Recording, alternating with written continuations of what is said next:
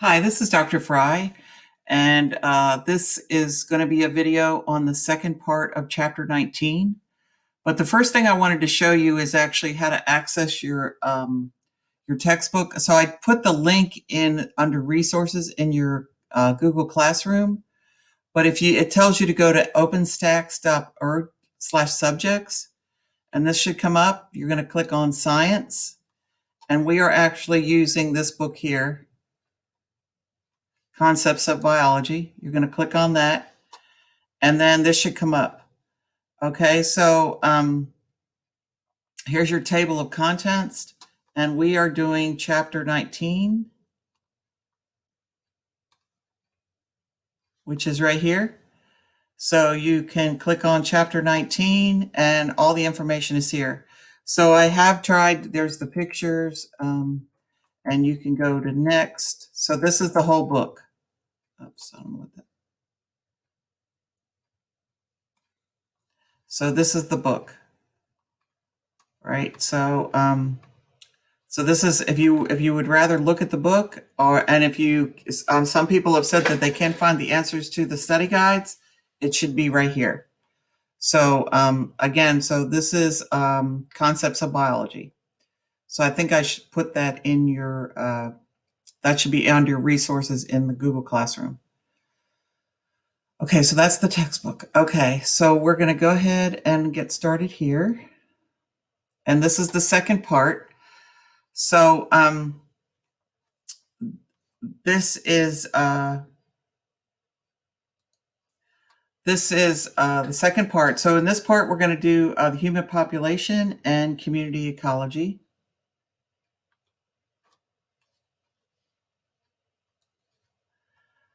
And so again, we're using Concepts of Biology. So that's where I get most of this information. It's a little bit different today, but I'll get into that.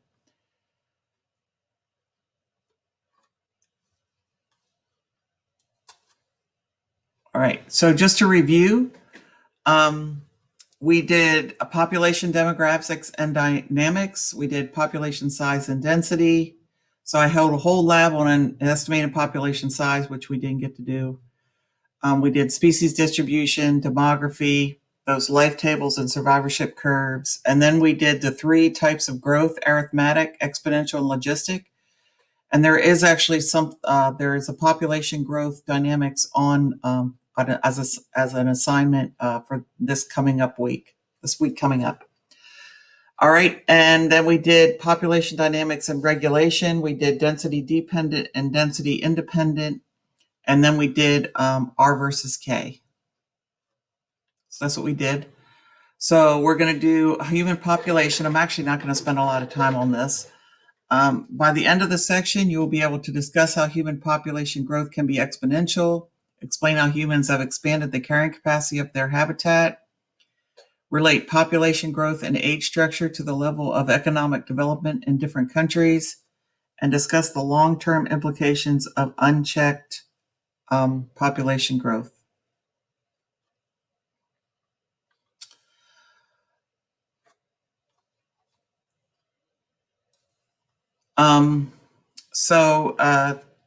This is human population growth. And since 1000 AD, and it is exponential, right? But it has this extremely long lag. So it wasn't actually till the 1800s, really the beginning of the Industrial Revolution, when we started burning fossil fuels, is when our population actually has exploded exponentially. So here is a video, and I think it's about 6 minutes long, but it really shows you the history of the human population. So this is how long it has taken to add 1 billion people to our population, basically, right? Times between billions. So in 1800, it took a long time. To reach our first billion, it took to 1800. To reach our second billion, it took 130 years, right? So if you take 1800 minus 1930, you get 130 years. That's where they're getting these numbers here. And then it took us 30 years to reach our third billion. 15 years to reach our 4th billion, 12 years to reach our 5th billion and 6th billion, 13 years to reach our 7 billion. And this is 2028. So they're thinking our population is going to slow, obviously. And this will be 16, and to reach 9 billion by 2054 is be 26 billion. So they're assuming here right now that we are in our highest population growth, and it's actually going to slow. That's what this graph is sort of showing you. That's the expectation. And here is the world population count.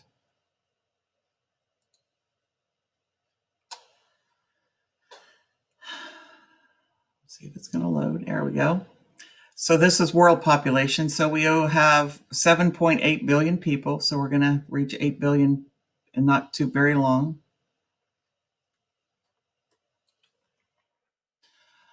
Today there were 154,000 births, 64,000 deaths. So if you take births minus death, you get the population growth of this. And this is births this year, deaths this year, and this is how much the population has grown over the year. So this is daily growth, and this is yearly growth. And you can see down here, largest countries. So the largest country, not by much, is China, then India, then United States. And so then Indonesia, Pakistan, so you can see here. So so you can see how these numbers are growing. They're not growing as fast, obviously, because that was the world population. So China is growing the fastest, and then India. All right, so let me get out of that.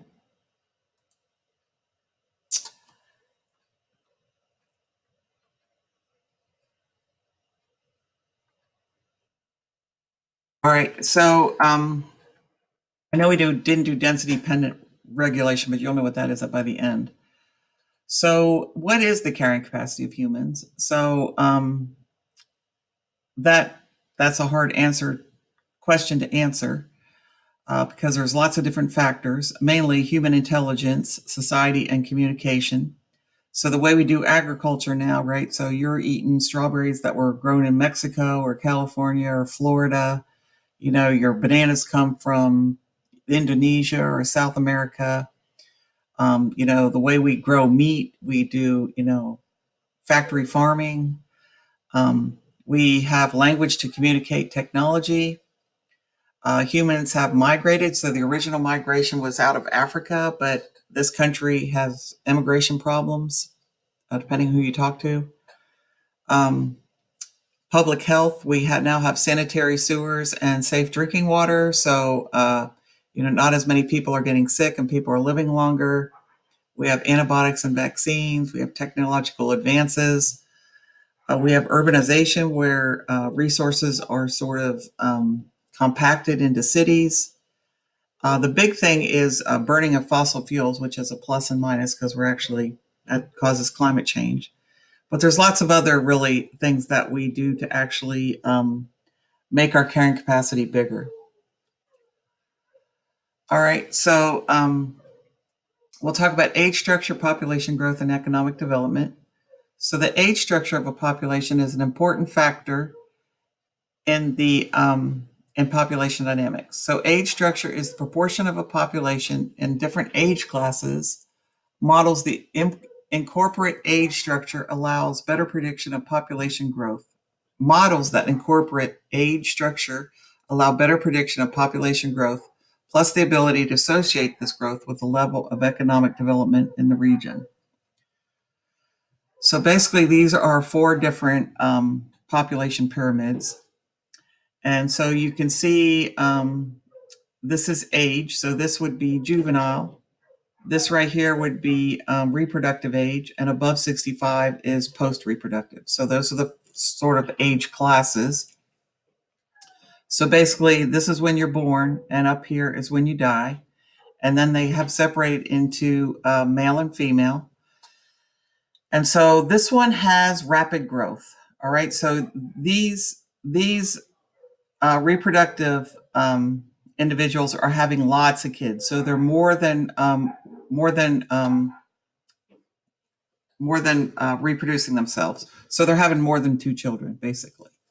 So this is rapid growth. but they generally don't live as long. So these are generally poor countries that have lots of kids, and I'll get into that in a little bit. But an example here would be Syria. So the United States has slow growth. So these individuals at reproductive age are having slightly more than 2 children. All right. And so that's why we have slow growth. But you do see more people live longer up here. And then this would be a stable population. So this is where these adults here are having exactly 2 children. So they're just replacing themselves. And your population actually is steady. And this will be Cocos Island. And then this is an example where your population is actually declining. And so these individuals here that are having babies are having less than 2 babies, usually 1 or 0 babies. And you usually find these in developing countries where women have rights. They have the right to birth. They have access to birth control. They have access to education. They have access to getting a job and living by themselves and things like that. These countries over here are more associated with underdeveloped countries where women don't have the access to birth control. They don't have access to education. They can't get a job. So basically they're relegated as sort of baby factories, and they usually don't have as good a health care. These over here have better health care. So I'll just show you this website here. So this website here is population growth rate. And so these are all the countries. And Syria, which has been in war for a long time, has the highest growth rate. So on average, women are having their growth rate is 7%. So you go down here, all of these, I think United States is, where did I see United States? I can't find it now.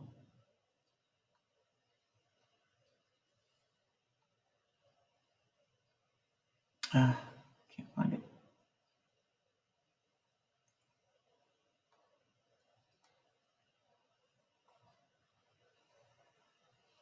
Here, that's right up here, I think.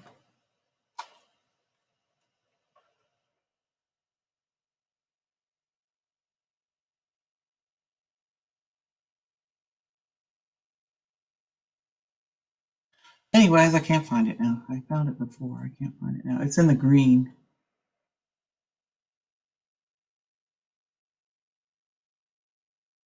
All right. So these countries here, basically, these populations would be stable because their birth rate, basically their adults they have 0 growth rate. So they are maintaining themselves. And these countries down here, they have negative growth rate. And that means their population is actually declining. And so this would be Puerto Rico is here, and Romania is here. So I think Romania is the country that is actually paying their women to have babies. They're like giving them tax incentives and things like that. Hungary, I think, is another country that's doing that. But Japan's population is declining. Cuba's population is declining. So anyways, Lebanon, I think, is their population is declining. I think a lot of this has to do with immigration. People are leaving the country. All right, so that's that. So I'll go back to here.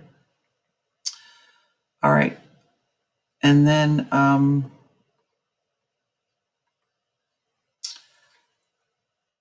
so this is just showing you where most of the growth is coming from. And most of the growth is coming from Africa. So you can see 2% population growth, and this is less than 0. So most of the growth is coming from Africa, which are mainly poor developing countries, and Asia in here, right? And then also Central America. But here's the United States and Canada. So we're low. This is part of China, and so here's also Europe. So anyways, so that's that. So most of the growth is actually coming from developing countries. And so that's what this is sort of showing you. So this is population growth is over these are the different areas. So Asia is actually is having a lot of growth, and that's China. That includes China here. Africa has a lot of growth, which I've just showed you. And but actually the rest of these are actually much lower, right? So here's North America, Latin America, Oceania. So here's Europe. Europe is low. So that's the idea. So most of the growth is actually coming from these two segments. And so what is our population going to be, say, in 2050 or 21, right? So we're past 2000 here. And so there are estimates. Most people actually believe that we're going to level out. And if birth rates fall a lot, we'll actually go down. But if birth rates don't go down, we could be up here. So again, this is a projection and no one really knows what's going to happen, but population rates are falling and fertility rates are falling. The main thing that's making our population grow now is people aren't dying. So people are living longer, so they're staying in the population longer. So long-term consequences of exponential human population growth. So many dire predictions have been made about the world's population, leading to a major crisis called the population explosion.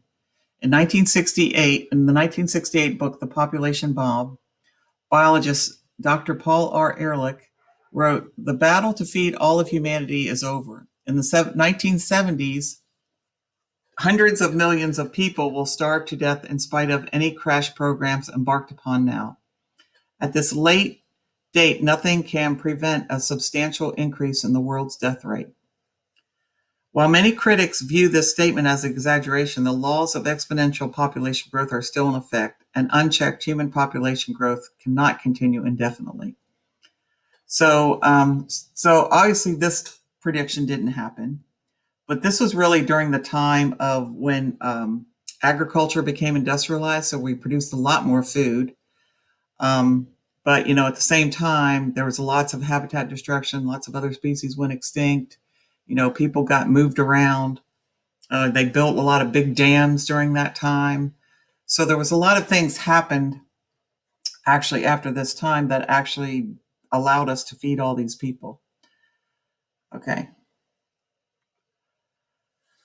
So long-term consequences of exponential human population growth. So China has an interesting history, but they understood that they had too many people and people were starving to death and think. So they had a China's one-child policy where you were only allowed to have one child. And if you had more than one child, you got fined and this and that. But that actually drove female infanticide and adoption. So I think most people that are adopted from China are actually females because families wanted a male to carry on the family name and things like that. So that has since stopped. They don't do that anymore. And their fertility rate has dropped. But again, it's access to birth control, access to jobs and education and things like that actually makes your birth rate drop. It's really empowerment of women. So there's also degradation of the natural environment. So more people are burning fossil fuels, which is causing climate change. Extinction rates we're actually in the 6th biggest extinction rate now. More species are going extinct now than since the dinosaurs. A lot of habitat destruction. So we're burning down our forests, and the Amazon is a very good example. And we're overharvesting of resources. So we're fracking now. We're digging for coal. We're digging for oil. We're overharvesting gold and all kinds of stuff. So there's lots of people that need lots of resources. So what is the maximum population the world can sustain? And that's an open question. We'll probably find out here in the next 50 years. All right, so that's all I'm going to do for that. The next one I'm going to do is community. The last section is community ecology. And I'm going to tell you, I'm going to defer a little bit from the book here. I'll just tell you that. So by the end of the section, you will be able to discuss the predator-prey cycle, give examples of defenses against predation and herbivory, describe the competitive exclusion principle, Give examples of symbiotic relationships between species, and describe community structure and succession. And I'm going to tell you, I'm not going to do succession here. I'm going to take that off. So just to review, population is one species living in an area. A community is a group of species living in an area. So we just did population ecology. So this is the introduction. So what is a community? Is an assemblage of species living close together for potential interaction. So there's species richness and abundance, and that's what you did when you did that biodiversity lab, right? So species richness was the number of different species, and relative abundance was the number of different species. So you already should be familiar with those two terms. And this is biodiversity. So the number of species and how many they are. This is where you did the index lab. And so you can see the darker the colors, the higher biodiversity. And this is the Amazon, right? So this is the Amazon. And this is around the equator. So that's biodiversity is much higher around the equator than it is at the poles. But the Amazon is in trouble, and we're cutting down the Amazon and burning down the Amazon to grow beef, to grow cows, basically, which is ridiculous. All right. So the next thing, this actually isn't in your outline, but I am going to include this here. So the ecological niche concept is the role a species plays in the ecosystem. So an organism's interaction with biotic and abiotic resources in its environment. So that's a niche. And I'm just going to do an example here. So what would be the niche of a squirrel? So the squirrel is actually an herbivore, right? So he eats nuts. And he's actually a prey item. So he's getting preyed on here. Dogs like to prey on him, right? So he is in commensalism with the tree. So he builds his nest in a tree, but he actually doesn't negatively affect the tree. And actually he probably has a mutualistic relationship with nut trees, because he actually buries the nuts and he actually plants trees for the nuts. So I would say this is a mutualistic relationship, a plus.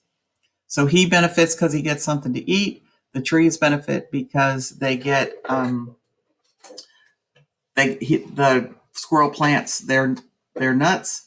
Here would be a commensal relationship. He lives in the tree, but he actually doesn't negatively affect the tree. So the squirrel benefits and the tree is not really affected. And he builds his nests in trees as well.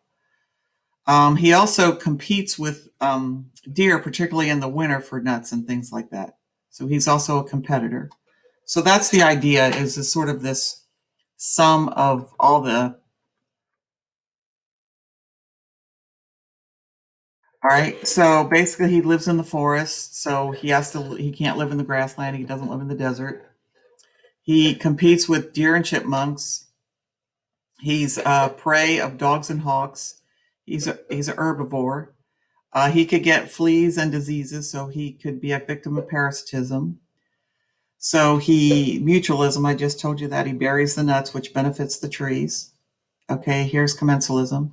He is an R strategy species, so he's not a strict R strategy species. I think they do have some parental care, but squirrels can multiply pretty quickly. And in the winter, the adaptation to cold is that he hibernates.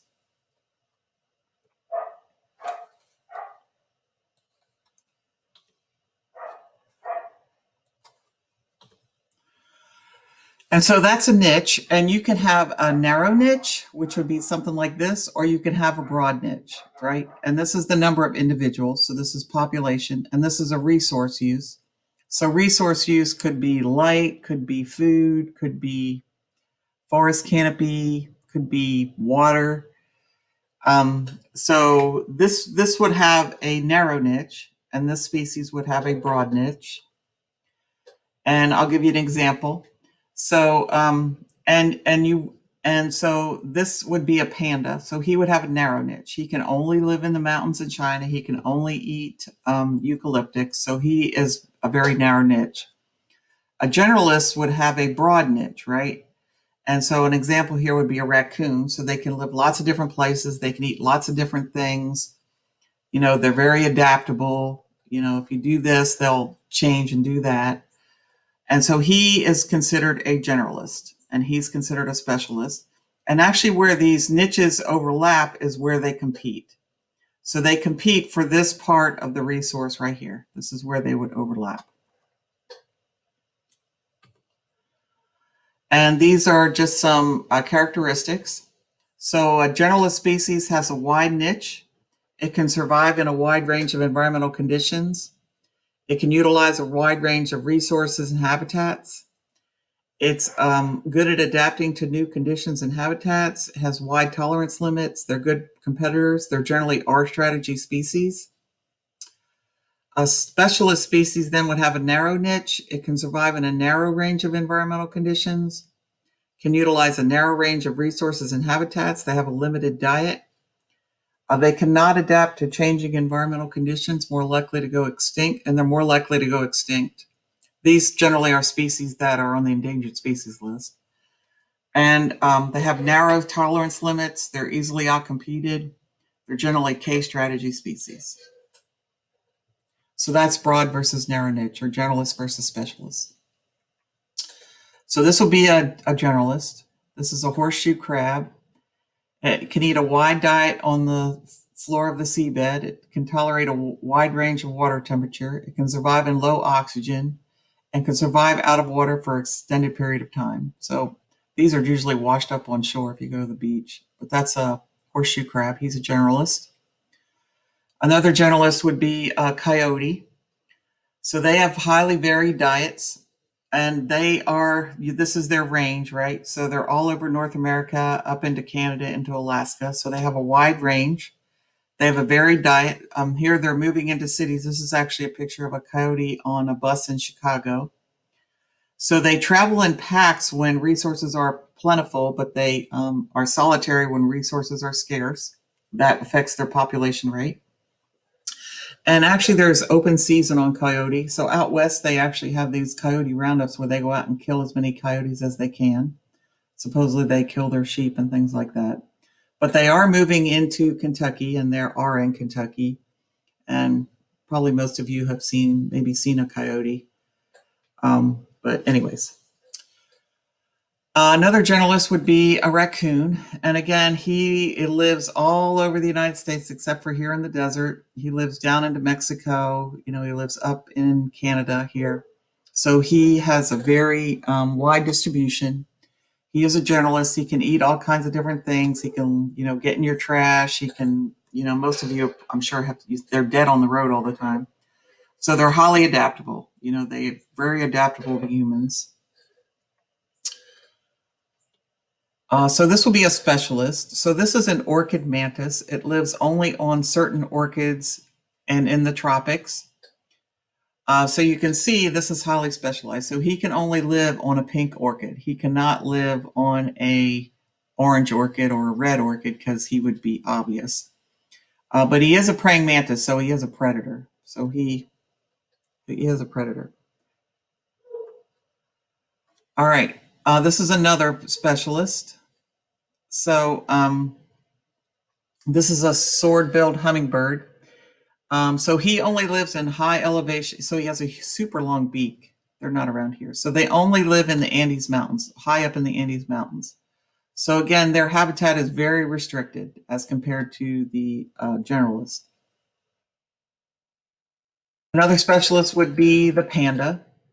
So they only eat bamboo, and they're solitary animals. And females are only fertile a few days out of the year. And they only live in these mountains in China. So this is the historic range. The historic range is here. And this is actually where they're found now. And I think they're actually off the endangered species list now. But they're very popular, and people really like them. So China has actually invested a lot of money in these pandas. And actually, they own all the pandas that are in the zoos. So if I think Washington, D.C. just had a new panda baby, but that baby actually belongs to China. So they loan the pandas out, but China actually owns all the babies. But again, their habitat is very restricted, and they can only eat bamboo, and they're solitary. They're not good at reproduction. Another specialist would be a koala bear. He only lives in this part of Australia. It's the only place he lives. He's a marsupial, and he eats mainly eucalyptus leaves. So then you can have your realized versus what realized potential niche is actually where you're found now. Your potential niche is actually where you could be found, right? So basically, this shows you that the kangaroos aren't actually evenly distributed across Australia. They actually have pockets where they're more dense and then areas where they're less dense, right? And he's actually not found out here along the edge here. So that could be his, I'm not sure if that's realized or potential, but this is a better example. So these are, say, hardwood forest trees. And so it says 4.5 warming over the next century. So, or if it's 6.5, these trees are actually going to move further north. These are actually coniferous trees like pine trees and fir trees and spruce trees. So they're going to be forced more north. This is the taiga now, and this is the temperate deciduous forest. So basically what they're saying, as climate change happens, the temperate deciduous forest is going to move further north, and the taiga is going to have to move further north. So things are going to shift. So their niche is actually, their potential niche is actually going to shift. And that's just showing you this here, right? So this is his potential niche, and this is his realized niche. So his realized niche is much smaller than his potential niche.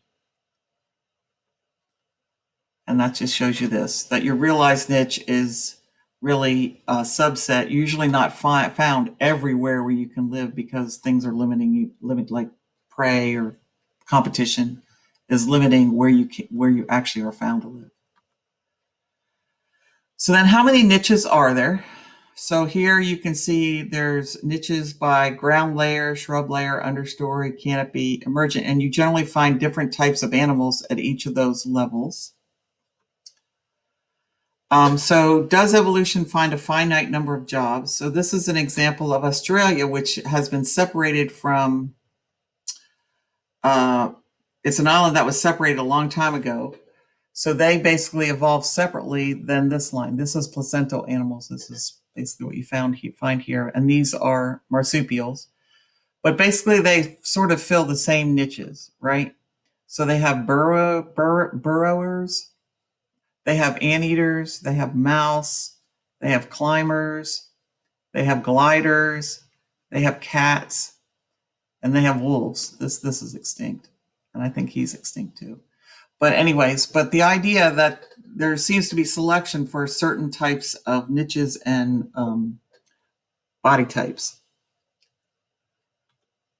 And this is just showing you the same thing. So again, these are showing completely separate lines of evolution from Africa and South America. And basically they sort of get the same type of body types and they have similar life histories. They eat the same thing, they reproduce the same way, they live the same places, things like that. All right, so we're going to talk about predation and herbivory. So this is the cycling of a snowshoe hare, and I'll show you this again later, but this is the rabbit. He's red, and the lynx is blue. He's the predator, and it's in northern Ontario. And you can see it cycles, right? So it cycles about every 10 years. So the hare population goes up and then it goes down. And then the hare population goes up and then down. So you can see this is cycles, and it cycles approximately every 10 years. And the hare would be an R strategy species. So it does have exponential growth and then it would die back. That's just the way R strategy species are.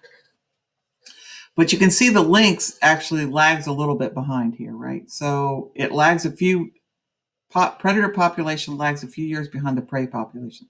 So here you can say this is a lag behind the red. This is a lag behind the red right here. This is a lag behind the red. This is a lag. This is a lag. This is a lag. And the reason why it's a lag really is because the lynx is a K strategy species. And the K strategy species, they cannot reproduce as much. So if they start getting more to eat, right? So here, there's plenty of rabbits to eat. So the mothers can eat well and they can have cubs. They might have a few more cubs, but it takes a while for those cubs to grow up. And then it takes a long time for them to have cubs. And so their population just grows much slower. And also, it's not nearly as many, right? So you're always going to have more prey than you're going to have predators. So that's the idea, that they sort of cycle together. All right.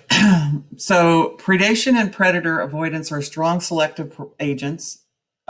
Predator evolves basically to become a better predator, and prey evolves to become a better prey. So that's like they're co-evolving, right?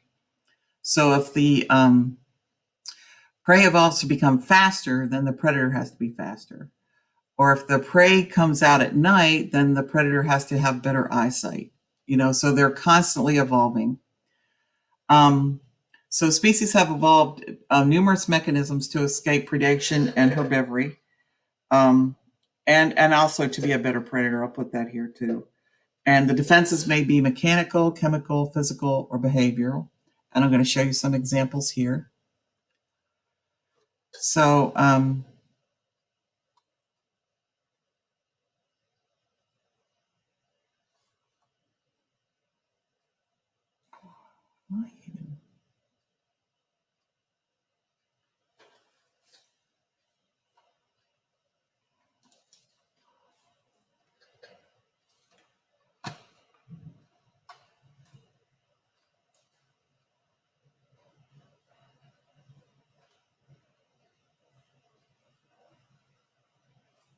okay, I just want to make sure I'm recording. I'm sorry. Okay. So, all right, so these would be some mechanical. So this is the honey locust, and supposedly they're formed these great big huge barbs when the woolly mammoth were here, because the woolly mammoth would eat them.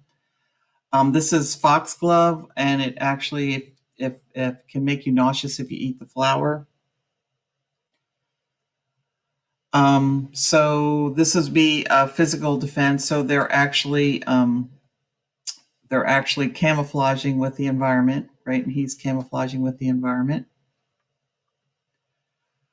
So bright coloration is often a sign of stay away. If I'm brightly colored, it's a warning because I'm poisonous.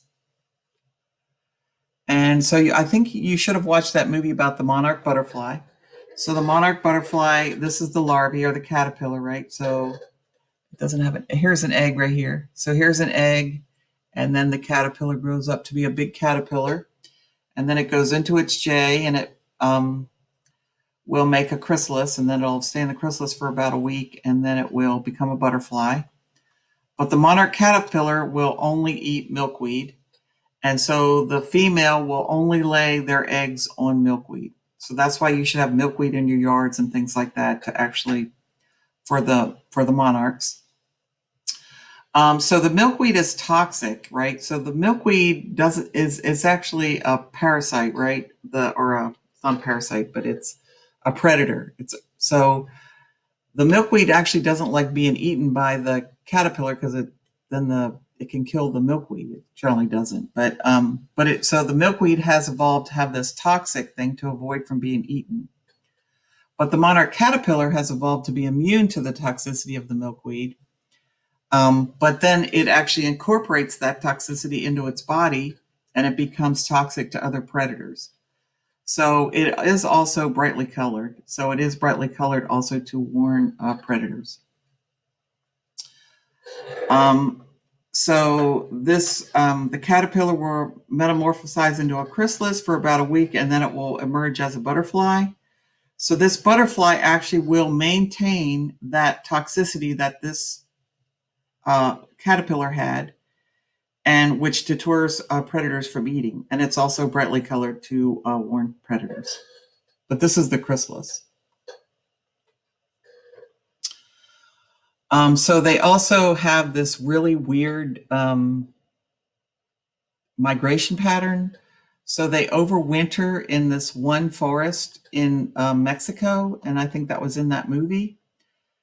And in the spring, they migrate. I think it takes one generation. She lays her eggs, she dies. The caterpillars grow up, become a chrysalis, become a butterfly, move up here. So they come past Kentucky. So we generally see monarchs, late spring, early summer, and eventually they go up to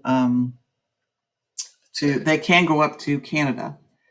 So they go up to Canada, and then they actually start their migration back. So right now they're migrating back, and they're actually coming through Kentucky now. There's lots of monarchs out at the pollinator garden, and at the park where I take my dogs, there's lots of monarchs. So they are actually coming back down here. But it takes 3 generations to migrate up here. It takes 1 generation to fly. One butterfly flies all the way down to Mexico, over winters, and then actually goes back up to Texas and lays her eggs and dies. So 3 generations live about a month, and 1 generation lives about 8 months. So it's really it's one of the weirdest migration patterns. Just that this little butterfly can fly that far and make it.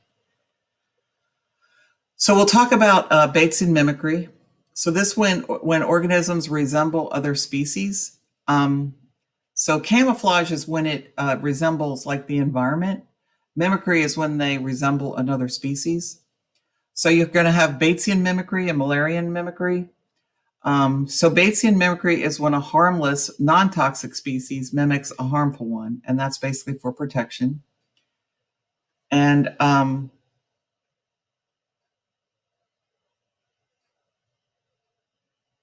think I got this wrong here. Müllerian this is wrong.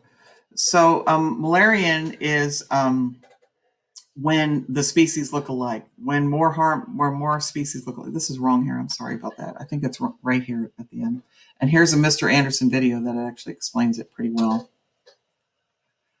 But I'll just show you this. So, so basically,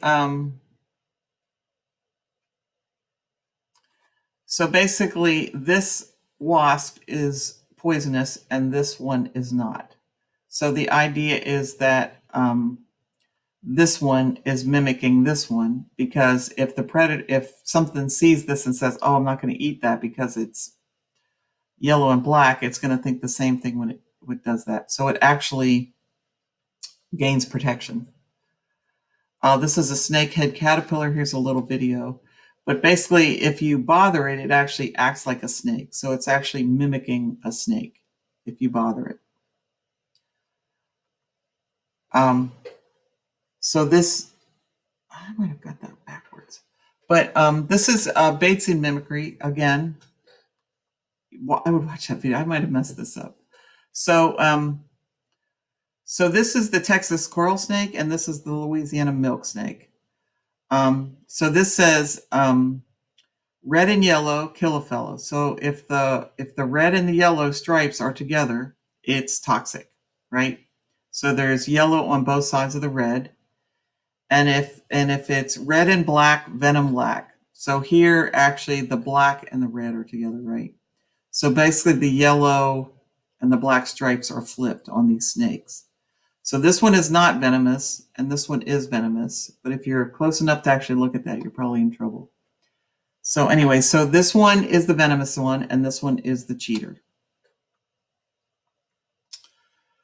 And so this wrasse mimics, this is the poisonous one, this is the poisonous one, and this one is mimicking that. So they're different species.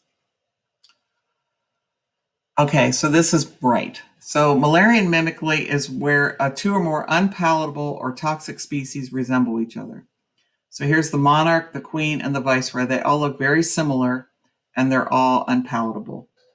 So if a predator eats one of these butterflies, it's going to know not to eat another butterfly that looks like that. So black and yellow insects. So they're known as being dangerous, right? So you have bees and wasps and beetles and all kinds of other things. Even flies can be yellow and black. So, but they're all unpalatable generally. So this is again showing you these different butterflies. They look very similar. And so there's selection to look a certain color if you're unpalatable. All right, so we'll also do behavior. So this will be seasonality. So things hibernate in the winter. So you have breeding season, which are generally in the spring, and they birth their young in the spring, and they also have migration. So this is seasonality, right? So this is temperate. So if you're in a temperate biome, you have seasons. There's also migration patterns. So here's salmon. They are born in these freshwater creeks, and then they go out and live in the ocean for 10, 15 years, and then they come back and lay their eggs and die. They're euryhaline, which means they can live in freshwater and saltwater. Here's some crabs that are migrating. Geese and birds migrate. And you also have big migration patterns, particularly in Serengeti. The bison used to migrate here. The monarch butterflies also migrate. I already went over that. So they have a really weird migration pattern. You also have behavior, which is diurnal pattern. So some animals only come out at night, like owls and bats. This is a bush baby, lightning bugs, moths. So they all come out at night. So that's a diurnal pattern. They may burrow into the ground. So this is a prairie dog, but we also have groundhogs here, moles, snakes, turtles, and frogs will go into the ground. And this is an owl that's burrowing. I think he lives in the desert where there's no trees. There's also herding behavior. So this is a starling murmuration. These birds, and actually you can see these now in the fall. These are the birds that like sit in trees and on power lines, and if you make a noise, they all fly away, and they sort of make these weird patterns. So if you go to this is a video of that. You have schools of fish. You have water buffalo. This is a video about Kruger. This gives an example of why it's good to live in a pack. Here's bison. You also have social hierarchy, right? And so a lot of monkeys and apes have social hierarchy. Wolves definitely have a strict social hierarchy. And right, so generally only the alpha pair will reproduce when resources are low. And if you have more resources, then maybe the beta will be able to reproduce, but they have a strict social hierarchy. So you also have pecking orders within animals, like horses have pecking orders, chickens have pecking orders. There's a top chicken and one chicken gets beat up, and the same thing with horses. Lots of animals have pecking orders, but that's a behavior. So the idea, if you're at the top, you're going to get most resources, you're going to get to pass on your genes, you're going to get to reproduce, things like that. You also have social insects, which I'm not going to do a lot here, but you do have social insects, so that's a whole behavior. And bees have social insects. All right, so now I'm going to go into symbiosis, which are different types of interactions between species. So I'm going to do competition, predation, mutualism, and commensalism. Competition